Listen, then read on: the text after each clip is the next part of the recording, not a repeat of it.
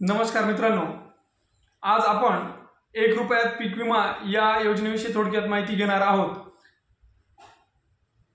मागील वर्षी महाराष्ट्र शासनाने एक अनोखा उपक्रम राबवत फक्त 1 रुपयात पीक विमा शेतकरी बांधवांना उपलब्ध करून दिला आहे आणि गेल्या वर्षी खूप मोठ्या प्रमाणात सदर योजनेस प्रोत्साहन मिळालं।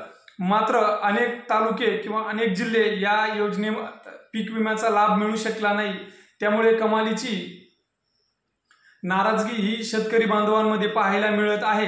मात्र शेतीचे धोके, शेती पिकाचे धोके व नुकसानीचा विचार करता 1 रुपयात पीक विमा होत आहे। या कारणाने आपला पीक विमा नोंदवून घ्यावा, कारण की जर कधी या वर्षी जास्त पावसाचं वातावरण राहिलं तर तुमचा जर पीक नुकसान झाली तर तुम्हाला विमा संरक्षण कवच या योजनेअंतर्गत मिळणार आहे।